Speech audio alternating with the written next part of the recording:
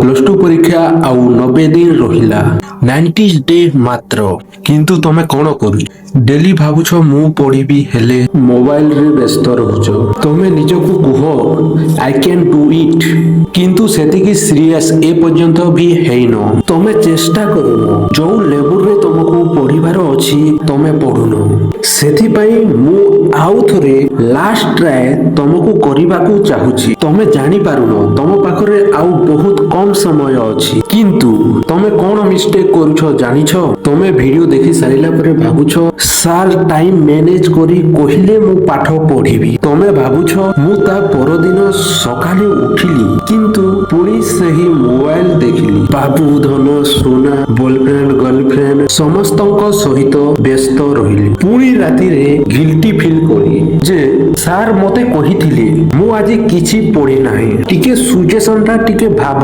ତମେ ଯେତେବେଳେ ମ୍ୟାଟ୍ରିକ ପରୀକ୍ଷା ଦେଇକି ଆସିଥିଲ ତମ ସାଙ୍ଗମାନେ ତମଠାରୁ ବହୁତ ଅଧିକ ଭଲ ମାର୍କ ରଖିଥିଲେ। ତମର ଟ୍ୟାଲେଣ୍ଟ ଥାଇକି ମଧ୍ୟ ତମେ ବହୁତ ପରିଶ୍ରମ କରିଥିଲ, ତଥାପି ତମ 90% ରଖିପାରିନଥିଲ। ମନେ ପଡୁଛି ତ ସେ କଥା, ଯେବେ ବାପା ମାଙ୍କୁ ଆଉ ତମେ ନିଜକୁ କହିଥିଲ ଏଥର ପ୍ଲସ ଟୁ ରେ ମୁଁ ଭଲ କରିବି। କିନ୍ତୁ କଣ ହେଉଛି? ତମେ ବାରମ୍ବାର ସେହି ସୋସିଆଲ ମିଡିଆ ଜାଲରେ।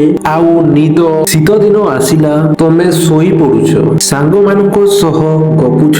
ତମକୁ ଜଣା ନାହିଁ ତମର ଟୋଟାଲ ଉପରେ ଯଦି ମୁଁ ଖାଲି ସବୁ ସବଜେକ୍ଟ ମିଶାଇଲେ ପାଖାପାଖି 50 ରୁ 51 ଚ୍ୟାପ୍ଟର ହେବ। ଆଉ ମାତ୍ର 90 ଦିନ ରହିଲା। ତମ ପାଖରେ ସମୟ ନାହିଁ। ତମେ କେବେ ସିରିୟସ୍ ହେବ?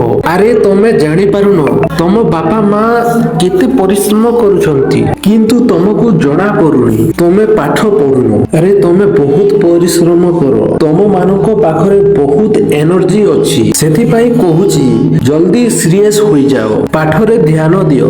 ଏହି 2 ମାସ ଭିତରେ ପାଠ ପଢ। ଦେଖିବ ତମେ କୋଉଠି ପଢିବ। ତମେ କୋଶ୍ଚିନ୍ ପ୍ରାକ୍ଟିସ କର, ନହେଲେ କେମିତି ଜାଣିବ ଲଙ୍ଗ କୋଶ୍ଚିନ୍ କେମିତି ଲେଖିବ।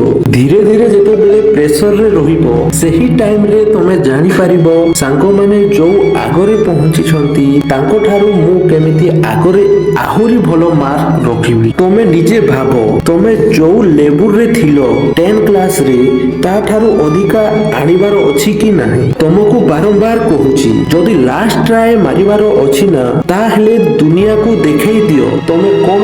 ଆଉ ତମେ କମେଣ୍ଟରେ ଲେଖ ଚ୍ୟାଲେଞ୍ଜ ଆକ୍ଟିଭ କରୁଛି। ଆପଣଙ୍କ ଚ୍ୟାଲେଞ୍ଜ ମୁଁ ଆକ୍ଟିଭ କରୁଛି। ହଁ ଠିକ ଅଛି, ଆଉ ଶୀଘ୍ର ପାଠ ପଢ। ଆଉ କିଛି କହିବିନି। ତୁମକୁ ଏତିକି କହୁଛି ତୁମର ଭଲ ମାର୍କ ଆସୁ। Thank you.